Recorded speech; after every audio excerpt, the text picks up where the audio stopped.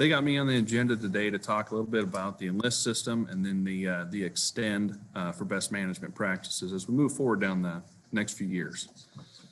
So Enlist system coming forward, how do we maintain adequate weed control to make sure we're all happy with what we've become accustomed to the last few years with dicamba applications? So first off, I'm not here to tear apart one program or the other. I'm here to just give some insight and keep everybody abreast of what different things are on the market and how they look, and maybe give some insight on why we transitioned or why we are transitioning for the next few years into the Enlist system. So first off, 2,4-D choline is inherently less volatile. 2,4-D choline is Enlist 1. That's what it is. It's the same thing as 2,4-D, but instead of amine or ester, it is choline. So it is inherently just less volatile as a whole for other 2,4-Ds. Now the big thing here is on an acid-acid basis, 2,4-D is 236 times less volatile than dicamba. That is huge. So if you look at this graph here, you got Bampa, dicamba, and glyphosate. So that would be like a clarity type product. And comparing that to Enlist Duo, which is 2,4-D choline and glyphosate. That is 98% less volatile than dicamba. So this is just a big insight on why we're going the direction we're going. So why does it matter with this? The tank mix ability. You know, you can tank mix Liberty with Enlist 1. You can tank mix ammonium sulfates with Enlist 1 and qualified glyphosates as well, where sometimes we cannot mix those with dicamba just for volatility concerns. And this moving forward is just like dicamba with the E3 system. It's still going to be a program approach. We're still going to be using pre-emerges. We're still going to be using post-emerge products. We're still going to overlay residuals. This is not going to be a one product fixes everything. We're not going to run Enlist 1 followed by Enlist 1. We're going to put other products in the tank to maintain weed control. Here's a big thing. This is a reason why we say we want to kill, or try to kill 4 to 6 inch weeds. This is just an example, but this is a 9-inch weed. But when you break all the branches off and stack them amongst one another, that turns into a 65-inch weed. So this weed that's 9 inches tall is really hard to kill with all the growing points on it. And it just makes it a lot tougher for any herbicide to kill this weed. So that's why we're targeting 4 to 5, 6-inch weeds at all times or less. So this 9-inch plant has multiple buds and will be very tough to kill. Another thing with nozzles. In today's labels, such as dicamba labels or the Enlist labels, everything is run through a wind tunnel. So if a tip passes the wind tunnel, it has to be on the label by law. We cannot regulate what tips are on the label or not. If they pass the test, they're there. So in that blue box, the T-Jet AIXR is the tip we recommend most often. That's the tip we do most every test with for all of our studies. The Wilger tips are the ones that are used for the pulsating system, such as the aim command or the exact apply. Now on the bottom of that blue box, the TTI tip, that creates an ultra coarse nozzle tip, and that is used for dicamba. It is labeled for Enlist 1, but we do not recommend it because it creates too big of a droplet. We don't need that big of a droplet with Enlist 1 or Enlist Duo. If you do run that tip, we have to run our pressure north of 75 pounds.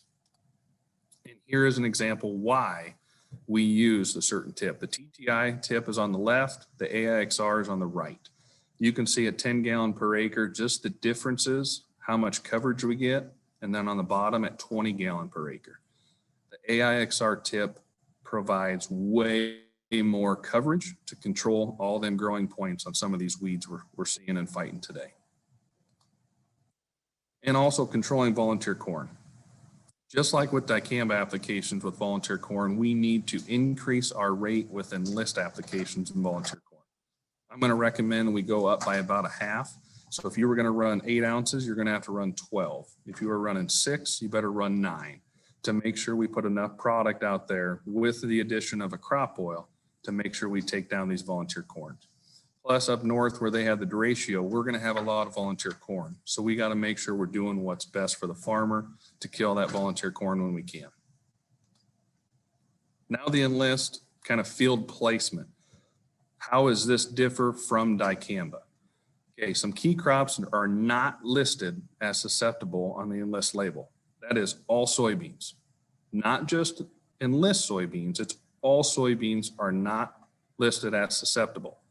Corn, alfalfa, and wheat. The other big one is alfalfa. That is not on the Enlist label. That's a susceptible crop. So in this example, if your field is in the middle and the wind's blowing towards any one of those exterior fields, it is legal and you're on label to apply Enlist 1 or Enlist Duo on that center field with no concerns. Now, just like dicamba, do not spray Enlist herbicides when the adjacent susceptible crop is downwind, and that is like curbits, tobacco, grapes, tomatoes, and fruity vegetables. That's about the same as dicamba. This is where we have a big change moving forward. The biggest buffer you will see with the Enlist system is 30 foot.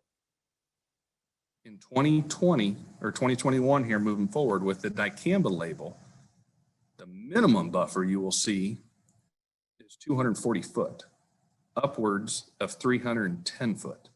So there is a big difference here, okay?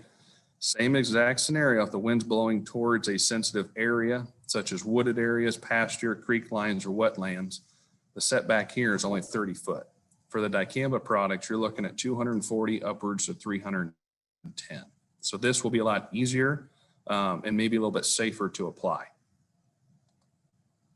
Now, tank mix options with Enlist. I have a lot of people ask me, should I run Enlist 1 with glyphosate or with a glufosinate? And here's your pros and cons, okay? Glyphosate obviously is better at grass control, and you can apply it all the way up through R2, just like the Enlist labels. You have a little bit less activity, obviously, on glyphosate-resistant weeds. So glufosinate, most effective on glyphosate-resistant weeds, of course. Strong broadleaf compared to grass control, and it is a very good option for kochia. Some of the cons: the application window is shorter. You can only spray through R1. You need a higher humidity day. You need the sun. You need warmer temperatures. Liberty glufosinate can be a little finicky, but it does work very well, of course, as well. And cost of glufosinate is higher than glyphosate. The third option, clear to the right, is you can put both or all 3 products in the tank together. Some pros: you have 3 sites of action when you run Enlist 1, glyphosate, and glufosinate. Some of the cons: you may have reduced activity on grasses with all the adjuvants in there. And also it's going to be the highest cost product with that. And then the third thing there, you could see some speckling just from the adjuvant overload. So those are kind of your scenarios to look at on those products. Now this slide is extremely busy, but I didn't know how to portray this the best without putting it on one slide. So on the left side of this screen, you're going to see Xtend Flex. On the right side, you're going to see the Enlist E3 technology, okay?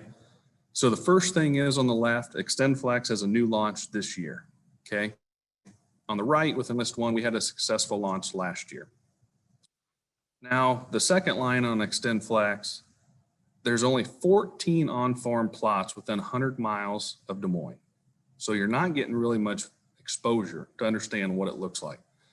But Enlist had 131 plots. So we have a lot more exposure there to see what can happen. And both of them with new technology, there's no yield drag in the current pipeline, but the new pipeline, we're going to see a lot more, yield potential. A big thing with the Enlist system, there's no current lawsuits going against it. With dicamba, there is 2 ongoing lawsuits with the dicamba as a whole. So we don't know when dicamba applications for post-emerge on Xtend crops will be no longer like it was last year. Very few instances of an off-target movement Dicamba, we all played with it. We've used it. We've seen it. We know what it can do. The biggest thing about planting Xtend flax, I guess you are protected against, any volatility on a dicamba product, which that could be a downfall with Enlist. You could be susceptible. Non-Enlist soybeans and alfalfa are not considered sensitive crops. So if you have any of those next door to you, you can spray Enlist with zero concerns. With the Xtend flex system, you have to make sure the wind is in the right direction for you to be able to spray. Like I said earlier, the max buffer you will see with E3 or Enlist system is 30 foot. With dicamba, it's 240 upwards of 310 plus the 57-foot omnidirectional buffer if you have an endangered species in your county. You can burn down with both of these products, Xtend flax or the Enlist system, if you're planting those traits in front of or behind this application. You can tank mix with Liberty with the E3 technology to where Xtend flex, it is resistant to Liberty and dicamba, but you cannot tank mix those products. Liberty or glufosinate is an ammonium-based product, and that any ammonium or nitrogen with dicamba is a no-no. Enlist 1 has Colex-D technology built into it. Colex-D is a built-in drift retardant, so we don't need to add any more drift retardant to the Enlist system. Unlike the Xtend flax, we do need to add a DRA, a drift reducing agent. And we have near zero volatility concerns with Enlist, to where Xtend flax in the Xtend crops, we've have to add a new product this year, which is a volatility reduction agent. We don't need to do that with the Enlist system. And we encourage AMS with our products, with Enlist 1 and Enlist Duo. We encourage AMS to help with penetrating the waxy cuticle on the plants to kill some weeds. With the Xtend flex system, we can't do that.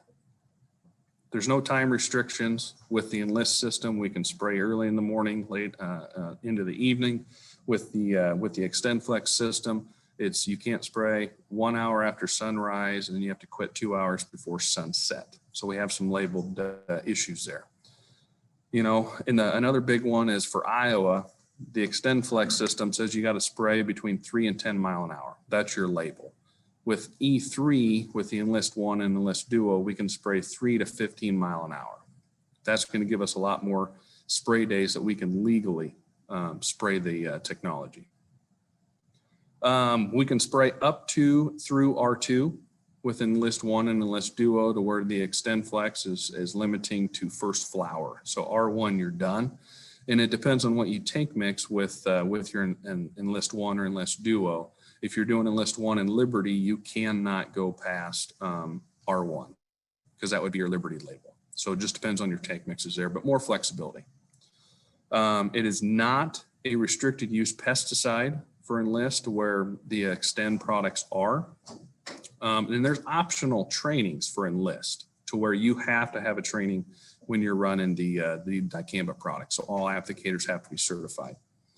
Record keeping, I would say, is similar to any other product. With the Enlist dicamba, you have to have your records completely up to date within 72 hours after spraying.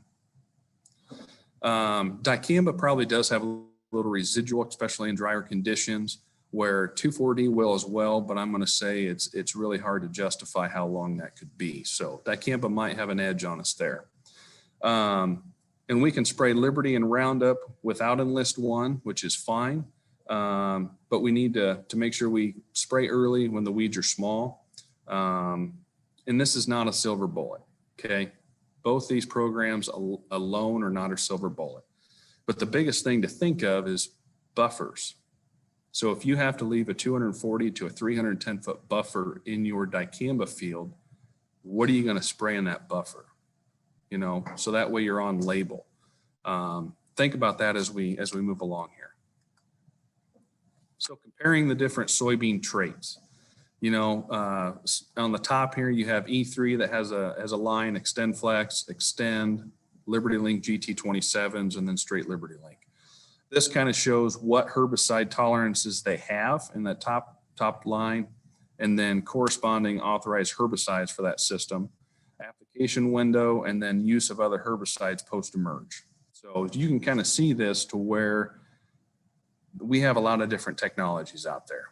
So we want to make sure we're doing the right thing for the farmer, using the right products.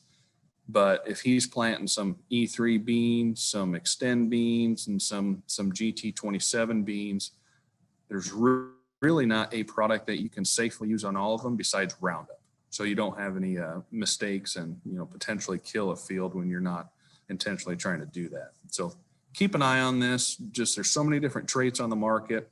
We need to make sure that we know what the farmer's doing when he's planting his crops. So that way, when we go to spray them, we are using a product that's safe on that technology. Now here for E3 soybeans versus Xtend Flex. Okay, that top left box, I want you to think about it. How much of the field can be sprayed with that larger buffer implementation? Think about it. If you got to leave a 310-foot buffer, you have 3 sprayer widths or more. You can't spray dicamba there. So what's the plan for that buffer? I've heard guys say, I'm just going to run Liberty around the outside of the field, for 3 passes, get inside that 4th pass, and I'm going to dump my dicamba on top. Well, that's a huge no-no because you can't tank mix Liberty or AMS with dicamba. So when you put the dicamba in the tank right after without cleaning the tank, you have ammonium, or AMS in the tank. So you're going to potentially have a volatility concern by not cleaning out that sprayer. So think about what you're going to do safely so we don't cause a volatility concern. AMS is prohibited from use with dicamba. The Enlist system, we encourage it, okay? No glufosinate products have ever been qualified for tank mix with in-crop dicamba. So there you go, you can't dump it over the top. So think about how you're going to do the buffers legally and safely. Do you plan your sprays based on calendar date? With this Xtend Flex, we have to. We're going to have to get out there early to make sure we can do this on label. When we live in Iowa here, we spray in Iowa and some surrounding states. We don't have very good weather all the time. Mother Nature's blowing a little bit and it makes it a little tougher to spray on label. So how many adjuvants and additives are required for each application? For dicamba, you have to have a DRA, a VRA, and then a crop oil or a non-ionic surfactant, most likely, especially for volunteer corn. So you're adding a lot of products to that tank just to be on label. Then what direction is the vast majority of the seed trait market going? The next 3, 4, 5 years, I think we're heavily going towards the E3 system. So with that being said, where does the research dollars go when you buy an Xtend Flex? Is it staying in-house, meaning is it staying in the United States? Because when you buy Pioneer E3 beans, it's staying here and the research dollars are staying in the United States. So think about that. One last big thing, it's the highlighted portion on here for the Iowa Enlist best practices. We have found out the last few years, the addition of a crop oil has found to increase the performance in certain, tank mixes. So I'm going to tell you right now, every Enlist 1 or Enlist Duo application, I will recommend at minimum a crop oil concentrate. And it depends on the field, and how maybe how bad things are, how weedy they are, how tall the weeds are. We may have to switch to a methylated seed oil just to maintain proper control. We need to do some small things, and this all starts with the best practices of what tips we got, make sure we got the right tips, the right adjuvants, and everything. So it's a whole package. It's not a one size fits all. So if you have questions, reach out, not just to me, but to Rebecca Sletton or Austin Studer in Southwest Iowa. We're here to help.